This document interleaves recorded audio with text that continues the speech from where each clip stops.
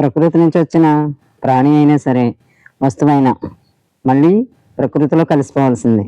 అయితే మరి అమరత్వం ఎలా సాధించాలి? ఏ రోజు, ఏ క్షణంలోనైనా ఏదైనా జరగవచ్చు. అమరులుగా ఉండాలంటే మనం చేసే కర్మలు ఆధారం. ఇంద్రియాలతోనే కాకుండా మనసుతో కూడా మంచి కర్మలు చేయవచ్చు. శ్రేష్ఠ భావనలు, ఆశీస్సుల వల్ల మనం అమరులుగా ఉండొచ్చు. మన ఖ్యాతి కానీ మనం సాధించిన దానికి మనం పోయాక తర్వాత వారు కొనియాడడం అమరత్వం. ఇంతవారు అంతవారు వారు అలా చేశారు, ఇలా చేశారని చెప్తా ఉంటారు కదా ఇప్పుడు ప్రజల్లో. అది అమరత్వం. పోయాక కూడా ప్రజల్లో జీవించి ఉన్నట్లు.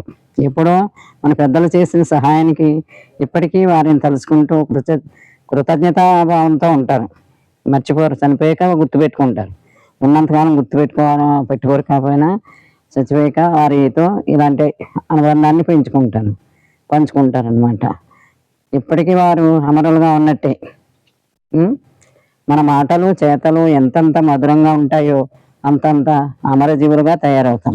శ్రేష్ఠ కర్మలను ఆచరించడానికి నిస్వార్థ భావన వల్ల ఉన్నత శ్రేణి కర్మలుగా ఉంటాయి. ఎప్పుడైతే అహంకారం తలెత్తుతుందో అప్పుడే పతనం మొదలు. ఆధ్యాత్మిక భాగ్యం అంటే నిరహంకారం. విచక్షణ కోల్పోయినట్లయితే బుద్ధి నాశనం అయిపోతుంది. మన కర్మల వల్ల మనకే కాదు అనేక మందికి సహాయంగా ఉండాలి. మనం చేసే కర్మలో ఫలితం మంచి కర్మలు అనుకోండి, మనకే కాదు అనేక మందికి ఫలం అందుతుంది. వాళ్ళకే అంత సహాయంగా ఉంటుంది, అనేక మందికి సహాయంగా ఉంటుంది.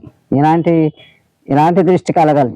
మనకే కాదు, నాదే కాదు, ఇతరులందరికీ అనేక మంది ప్రజలకి సుభిక్షంగా ఉండాలి, అందరూ బాగుండాలి అనే దృష్టి కలగాలి మనకి. నాది అంటే స్వార్థం, మనది అంటే అమరత్వ భావన.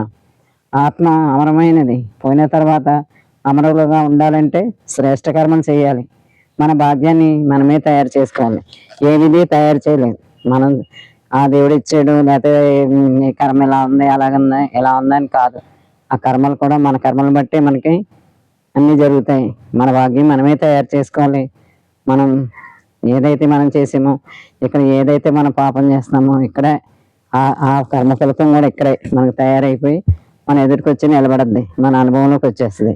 అందుకని మనంతరం మనం ఏది మంచిగా చేయాలి. కానీ దేవుడిచ్చాడు, దేవుడు ఇలా చేసాడని ఎవరి మీద ఆపాదించడానికి వీల్లేదు.